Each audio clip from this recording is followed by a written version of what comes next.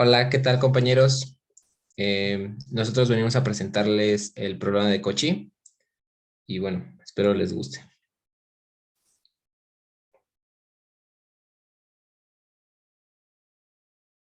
Ok, antes de empezar de lleno con el programa de Cauchy, daremos una pequeña introducción, teoremas o definiciones que usaremos más adelante para que todo quede claro.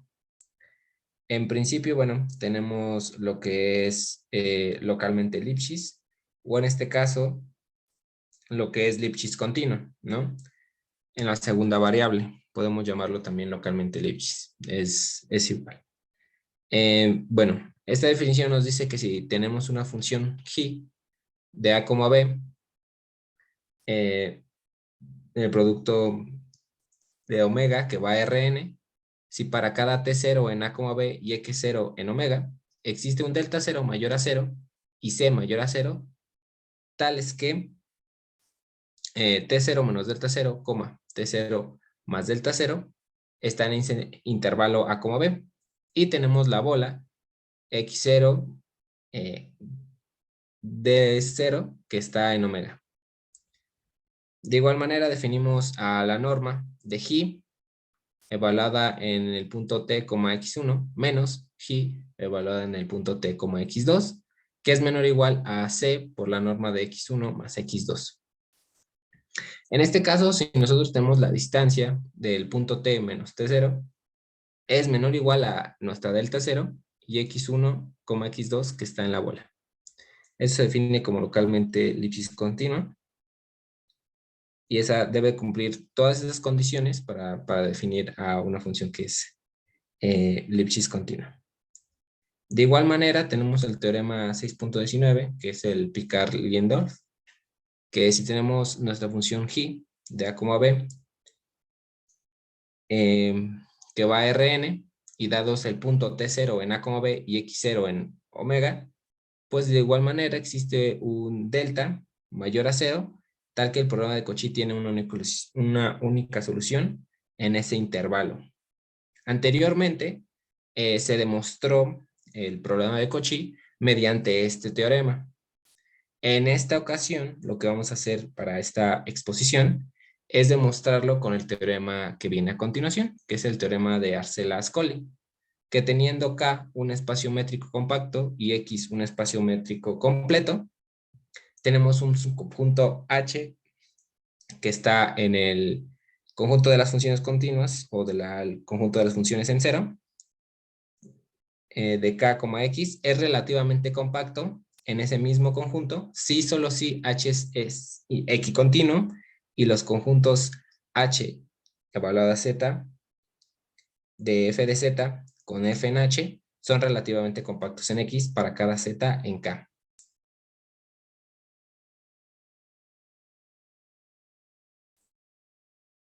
Entonces, como dije anteriormente, en este caso vamos a resolver el problema de Cauchy mediante el Arcela-Ascoli. Bueno, ¿por qué? Porque si recordamos que anteriormente el problema había sido resuelto mediante el teorema anterior y ya habíamos llegado a lo siguiente, que si nosotros tenemos a la derivada de u es igual a g evaluado en t, u, y de igual manera u evaluado en el punto t0 es igual a q0, a x0. Habíamos llegado a eso. Bueno, ahora, para poder usar el teorema de Arcela-Ascoli, tenemos que fijar un r mayor a 0, tal que nuestro intervalo que hemos dado al principio, que es t0 menos r, t0 más r, y la bola de x0, r, que está en omega, y de igual manera considerando nuestro conjunto K, que definiremos de la siguiente manera, que es el punto t, x que está en R, por R a la n, y la distancia es menor o igual a R, nuestra norma también tiene que ser menor o igual a R. Entonces, para poder iniciar de lleno lo que sería la resolución de nuestro problema de Cauchy, daremos un m mayor a 0, tal que este m es mayor a nuestro máximo de la norma de G evaluada en t, x. Y de igual manera, nosotros vamos a dar a nuestra delta como el mínimo de R, R entre M. Entonces, anteriormente, habíamos dicho que el programa de Cauchy, pues es un campo vectorial, que en este caso es nuestra omega, que es una función continua en Rn. Y bueno, nosotros sabemos que los campos vectoriales se utilizan pues a menudo en la física para modelar o la velocidad o la intensidad o dirección de cierta fuerza, como una fuerza electromagnética. Ese es como ya un uso aplicado a lo que sería este programa de Cauchy y que demostraremos a continuación.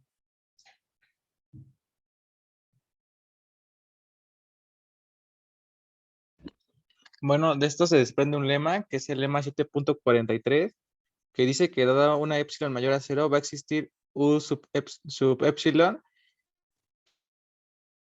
en las continuas de 0 en T0 menos delta, T0 más delta en R, y va a cumplir 4 propiedades, que son las que se están viendo a continuación, en la cual la primera propiedad ya habló un poco mi compañero, en la cual va a ser U sub epsilon en T0, la podemos definir también como X sub 0 o X0, en la 2, en la cual en la norma de U sub epsilon de T0 menos X0 va a ser menor o igual a gamma para todo T que viva en T0 menos delta, T0 más delta. La tercera propiedad nos indica que igual a la norma de U sub epsilon de T menos U sub delta de S va a ser menor a M por el valor absoluto de T menos S. Y la cuarta propiedad nos dice que va a existir un subconjunto finito de f de epsilon de T0 menos delta, T0 más delta, tal que U sub epsilon es continua únicamente diferenciable en T0 menos delta y T0 más delta. Y para demostrarla, sabemos que como G es uniformemente continua en K, va a existir un gamma mayor a 0, tal que cualesquiera S, X y T, Y va a vivir en K. Y se va a cumplir la siguiente desigualdad que estamos viendo abajo. ¿Me puedes ayudar con la siguiente, por favor? Bueno, en la cual vamos a subdividir en intervalos.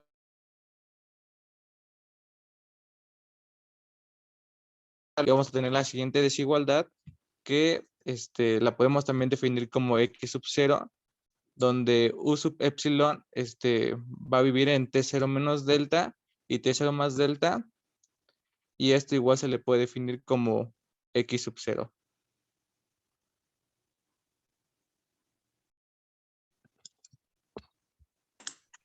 Ok, dado la función que acabamos de definir, vamos a probar primero que está bien definida. Ok,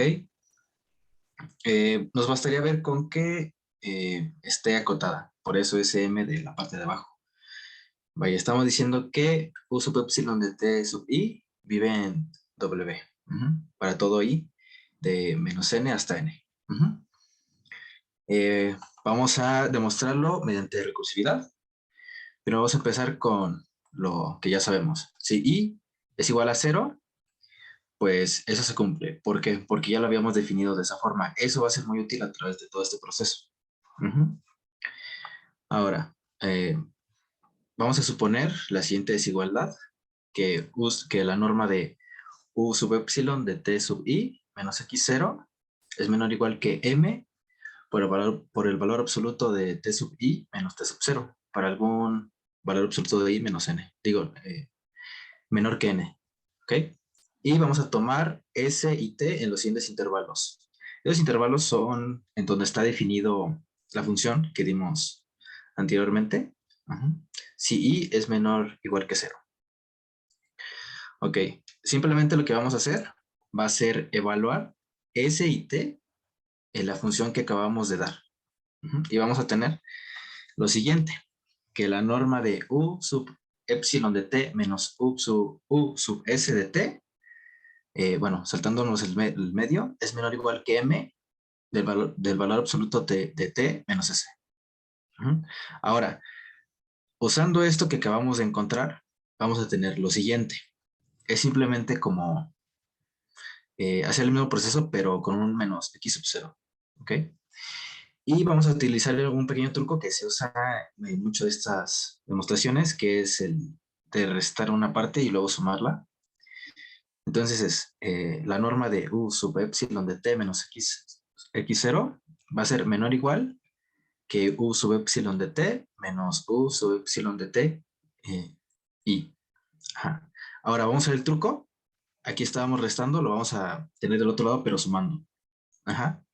Y menos un x sub 0. Ahora, como estoy comentando, la parte de arriba la vamos a tomar como, se puede decir, como una inspiración para guiarnos. Va a ser menor o igual que m. Nuevamente el truco de restar un menos ti y sumar un ti. Y bueno, eso lo podríamos simplemente quitar y tendríamos que, eso va a ser igual a m del valor absoluto de t menos t sub 0. Ajá.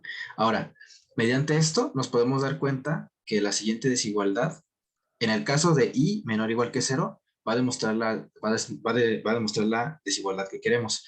También se podría hacer si i fuese mayor o igual que 0, pero solamente vamos a ver el caso donde i es menor o igual que 0. La que sigue, por favor. Ok, ya demostramos que efectivamente se cumple esa desigualdad, pero ahora debemos de ver que cumple la propiedad 1, 2, 3 y 4. En este caso, pues no, realmente no es como que sea una cadena de 1, luego 2, luego 3, luego 4, no. Vamos a hacerlo de una forma diferente. Bueno, ya vimos, por definición, es muy importante que el u de t sub 0 es igual al x sub 0. Eso fue muy útil y es la parte que vamos a ocupar, ¿no? Entonces, por definición, se cumple 1 o i, ¿no? Ahora, para el siguiente, vamos a tomar nuevamente un s y un t en los siguientes intervalos. Ajá. Con la t moviéndose de la siguiente forma, de j menos 1 a j. A j más i más 1. ¿Ok?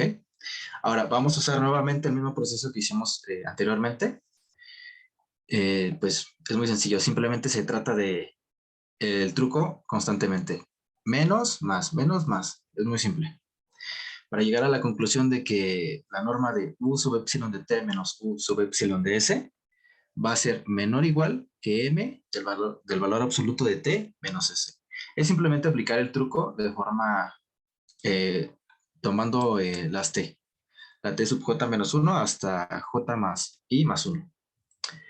Ahora, esto va a ser que, bueno, esto nos dice que se cumple 3. Ahora, si S es igual a T sub 0, simplemente lo anterior que acabamos de ver, o sea, con lo que demostramos 3, pues simplemente sustituimos esa S por un T sub 0. Y eso que tenemos ahí es como definimos al principio el conjunto K. Entonces podemos decir que eso es menor o igual que gamma. Y esto va a cumplir, eso va a cumplir 2. Ajá. Ahora, también por la misma definición del principio, U sub epsilon es continuamente diferenciable, bueno, en el siguiente conjunto. Ajá. Ahora, si t vive en el intervalo de t sub i, t sub i más 1, vamos a usar 3 para obtener la siguiente desigualdad. Ajá. Ahora, va a ser simple porque ya tenemos todas las demás, tenemos 1, 2 y 3, vaya, ¿no? Y con eso podemos continuar diciendo que se va a cumplir nuevamente, bueno, la siguiente desigualdad, simplemente tendríamos que derivar una vez, y eso sería menor que epsilon. Y con eso ya finalizaríamos 4. Entonces ya tendríamos 1, 2, 3 y 4 y acabaríamos la demostración.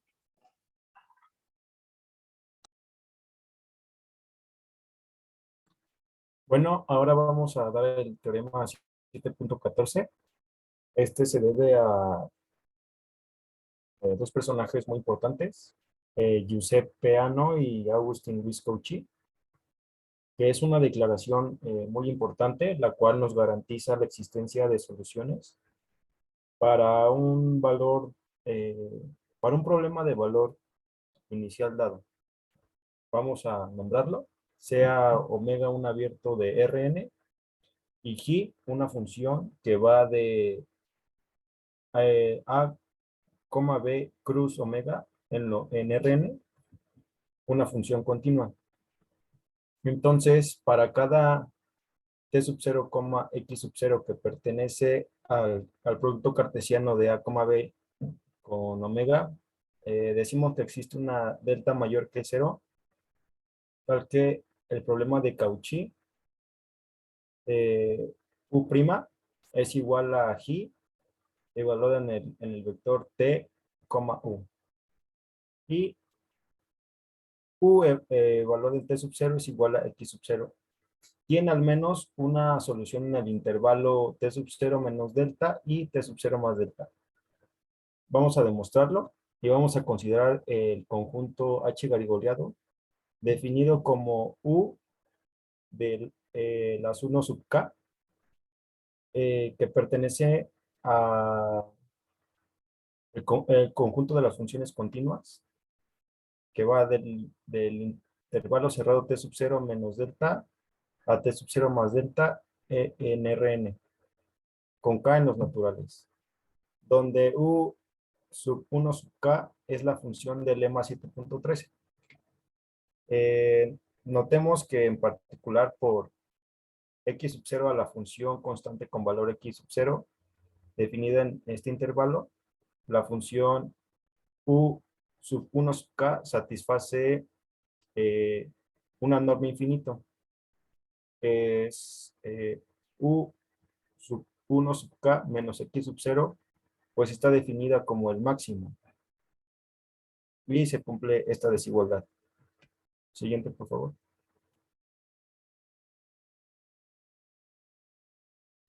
Entonces, pues esto prueba que H garigoleado está acotado en el conjunto de las funciones continuas en dicho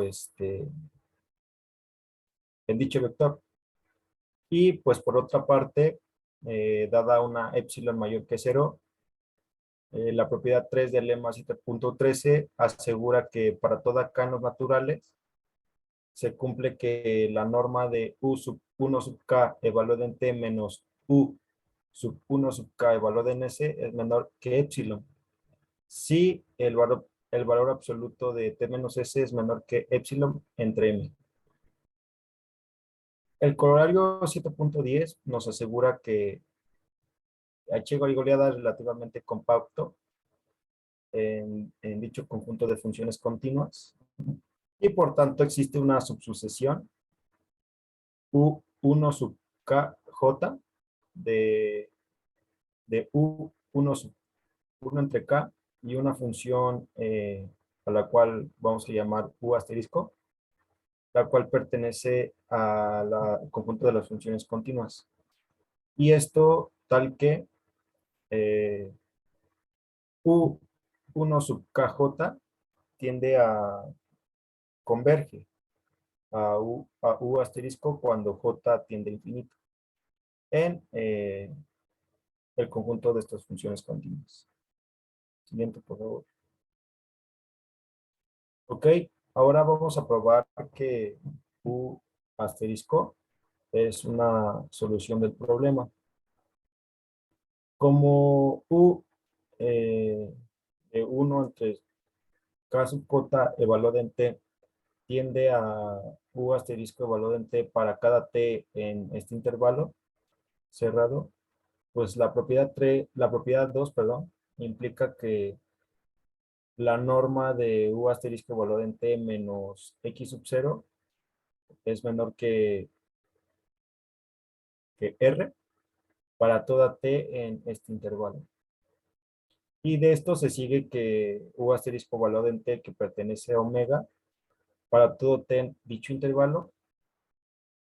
Entonces, la propiedad 1 implica que U asterisco evaluado en T sub 0 es igual a X sub 0. Entonces, bastaría con demostrar que U asterisco satisface que es igual a la integral, perdón, que U asterisco evaluado en T es igual a X sub 0 más la integral desde T sub 0 a T de J evaluado en S, U asterisco S diferencial de S para todo T en este intervalo. T sub 0 menos delta, T sub 0 más delta. Ok, entonces sea epsilon mayor a 0 y como ya habíamos dicho anteriormente, G es una función uniforme continua en K, va a existir n mayor a 0 tal que la norma de la diferencia de las funciones G va a ser menor a epsilon sobre 3 delta. Esto si S, X y S, Y pertenecen a K. Además, la norma de X menos Y va a ser menor a N. Vamos a tomar a una J sub 0 que va a pertenecer a los naturales, tal que delta sobre K sub J va a ser menor a epsilon sobre 3. Esto para toda J mayor o igual a J sub 0, tal que se va a cumplir la siguiente desigualdad. Y vamos a usar el lema 6.17 y para cada t en el intervalo cerrado, t sub 0 menos delta, t sub 0 más delta, entonces vamos a obtener la siguiente desigualdad, que nos dice que la norma de la integral desde t sub 0 hasta t de la diferencia de las funciones g va a ser menor o igual a el valor absoluto de t menos t sub 0 por el máximo de las normas de la diferencia de las funciones g evaluadas en s, u sub 1 entre kj en s. Y esta desigualdad va a ser menor a epsilon sobre 3. Y nuevamente si j va a ser mayor o igual a j sub 0. Entonces, utilizando el teorema fundamental del cálculo y la propiedad 4, que nos dice que va a existir un subconjunto finito, y este va a ser continuamente diferenciable, entonces se va a cumplir la siguiente desigualdad, que la norma de u sub 1 entre kj de t menos x sub 0 menos la integral de t sub 0 hasta t de g va a ser igual a la norma de la integral de t sub 0 hasta t de u' sub 1 entre j de s menos g diferencial de s. Y esto va a ser menor o igual al valor absoluto de t menos t sub 0 por 1 sobre k sub j. Y esto va a ser menor a epsilon sobre 3.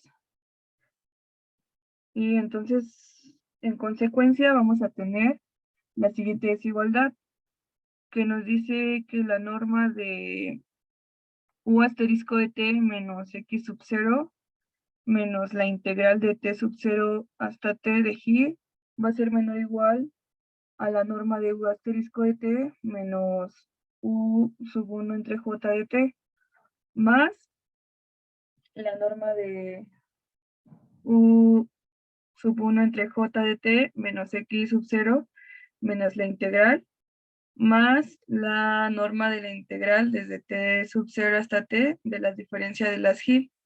Y esto va a ser menor a epsilon para todo epsilon. Entonces aquí demostramos que u asterisco satisface su igualdad.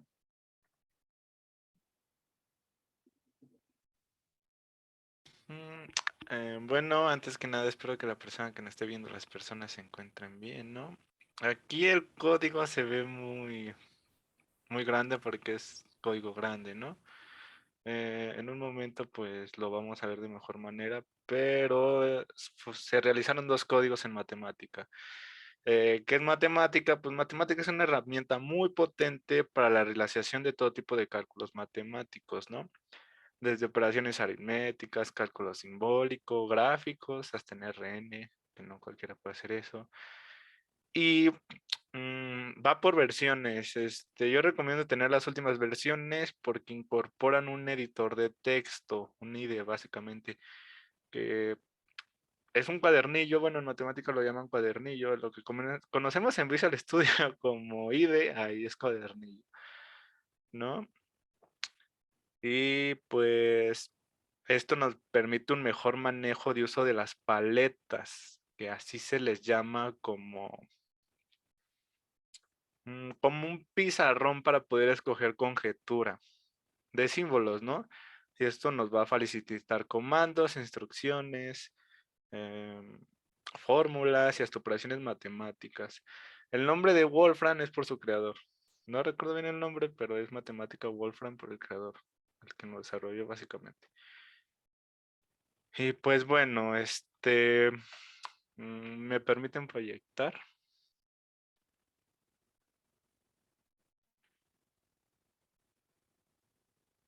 Partir pantalla.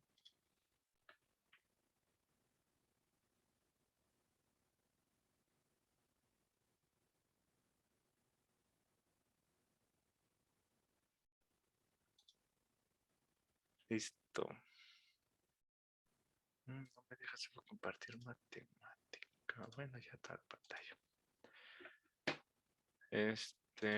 Pueden ver en pantalla, ¿no?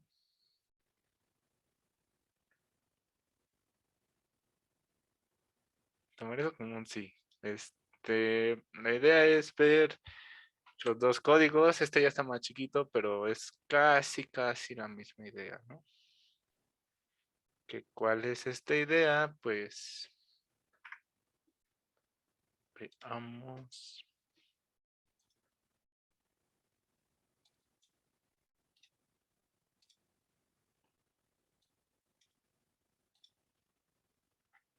La idea es tener dos algoritmos, ¿no? Nosotros con el problema de Cauchy recordamos varias cosas que hemos visto hasta en cálculo 1. Pero para ejemplificarlo podemos decir que si dos trayectorias son diferentes y conectan a los mismos dos puntos y una función es homorfa por todas partes entre esas dos trayectorias, entonces dos integrales de la trayectoria de la función serán iguales. Esto lo hemos visto, inclusive creo que en equipo anterior lo va a exponer. Y en esta parte nosotros lo vemos como resolver una ecuación diferencial sujeta a sus restricciones, ¿no? O condiciones de nuestra frontera o valores iniciales. Y esto nos puede dar una solución, o bueno, puede existir una solución cuando las variables estén bien definidas y toman un determinado valor, ¿no? Pero bueno, este primer código básicamente es como una demostración que muestra una solución a la ecuación de Cauchy. En esta idea fue tomar un exponente que sería, una potencia mejor dicho, que sería 2x al cuadrado, con la segunda derivada de otra función y restarle esa primera función. En pocas palabras, como 2x al cuadrado por y con su derivada por nuestra función x, menos x por y dado la función x, más 1 más esa x de yx, ¿no? Todo esto tiene que ser igual a 0. Y pues con unas condiciones iniciales también, ¿no? Que tengamos y, que y tome el primer valor de 1 y la derivada de esa constante sea 0. Y pues básicamente sería como una aproximación osario serie de funciones. Si no se ve tan claro, pues solo es como decir x a la k y tienes un conjunto finito que va hasta acá. Y esto se ve mucho código, pero no es tan complicado. No solo es llamar a mis funciones, nombrarlas, que exista un y otra y, ¿no? Donde voy a usar varias constantes. Este -1 es para que los tome positivos. Esto se puede cambiar, pero esto es para que los tome positivos. Y esto nada más es para, básicamente, nuestra gráfica sea visible, pues. Y pues, como les dije, una serie de funciones, pero pues vámonos más allá, vamos a tener que va de 1 hasta n, puede ser de 1 hasta acá, porque como mencioné, x a la k antes. Y pues con la exponencial de esto, ¿no? O sea, se va a ir aumentando potencias. Y si nosotros vemos la primera gráfica, nuestra x como tal, la y que les mencioné que sería 1, toma el valor de x. Y básicamente aquí lo podemos cambiar, ¿no? Podemos cambiar ese valor de t y nuestras potencias van a ir aumentando, van a ir aumentando, van a ir aumentando hasta acá, en este caso x. Y toma un máximo, ¿no? Aquí yo normalmente lo puse hasta 10. O sea, ¿se puede tomar mayormente más? Sí. Pero lo dejé en 20 básicamente porque pues es más sencillo para la memoria codificarlo, ¿no? Y nada más es ir jugando con las gráficas. Podemos ver que en algún punto estos dos puntos chocan y son lo mismo, pero después ya no. En una colección finita de esta sucesión. O sea, gráficamente se ve mejor de lo expuesto a, pues, a gramática, ¿no? Pero esto solo ocurre si podemos expandir el máximo. Porque si lo notamos, aunque pongamos var, llega un punto en el que es igual. El punto es igual, el punto es igual. Pero si expandimos una condición, que es la condición inicial, pues ahora sí que nuestra siguiente función aumenta. Y ese sería el primero. El segundo es este. Este ya se ve más...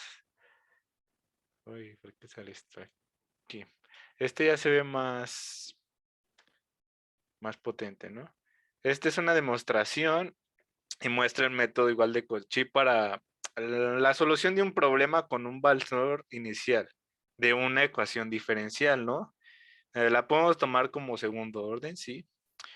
Y creo que en esta ecuación, si no mal recuerdo, mi ejemplo fue pues y a la n más la derivada de y, x al cuadrado por esa y igual a 0, ¿no? Y pues con sus derivadas, adelante tomamos un respecto en esas ecuaciones, ¿no? Y tomamos las ecuaciones de primer orden. Este sí está un poco más, no muy bonito visualmente, pero se explica fácil. Yo aquí metí, creo que sí, 8 ecuaciones. 8 ecuaciones, creo que las había definido como G. Deben estar aquí. Y normalmente mi primer valor de X va a tomar puntos decimales, ¿no? También Y. Esto es como la gráfica. Yo lo puedo ir moviendo y me los va a seguir aumentando. Lo dejé en puntos decimales para que me explotara la memoria. Con un rango, ¿no? También puedo poner el número de puntos, ¿no? Que igual puse un máximo hasta de 6. Pero esto es sin hacer nada, ¿no? Si yo ya llamo graficar la tabla, me va a graficar las dos funciones, en el cual tenemos una vecindad, en el que cierto, en algún punto se pueden llegar a tocar, en algún punto. Aquí si yo hubiera puesto la restricción más, estos dos puntos chocan. Y en algún punto, al menos este punto llega a ser lo mismo, ¿no? Cuando doy mostrar el punto, al menos estos dos están conectados con la misma distancia entre la vecindad.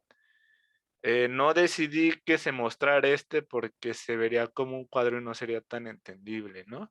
Pero pues tenemos la derivada de nuestra función. Tenemos más funciones y se pueden ir checando con más a detalle. El código va a estar en Classroom sin problema, ¿no? La misma, tomar distancia y en algún punto estos van a chocar, ¿no? Por ejemplo, en este punto es igual. En ese punto es igual. Y también tengo la solución exacta, pero no lo voy a mostrar porque está muy encimado. Muy encimado, ¿no? O sea, no sé si se alcanza. Mejor lo vamos a poner 5, no. Aquí se ve mejor. Esta es la solución exacta de la ecuación diferencial. O sea, donde se grafica el punto es lo que muestra. Tal vez si lo expando más y este lo hago más pequeño y este lo hago más acá, se llega a ver en este punto, ¿no? Al menos de mi primera función, que es Y. Y de la misma forma, con varias formas, o sea, con varias funciones. O sea, se puede tomar más funciones. Yo aquí solo puse 8 porque funciona de la misma forma, ¿no? Va a llegar un punto en el que sean iguales y todas pueden tener su vecindad. Su vecindad en donde tienes aquí un epsilon, tienes un chirres a la izquierda, un chirres a la derecha, pero también puede cumplir de este lado, pero es más fácil verlo de esta manera, ¿no? Y pues bueno, de nuestra parte sería todo. Espero que la persona que haya escuchado esto le haya agradado la exposición. Y pues nada, que tengan una linda tarde o noche, dependiendo en qué momento estén viendo el video.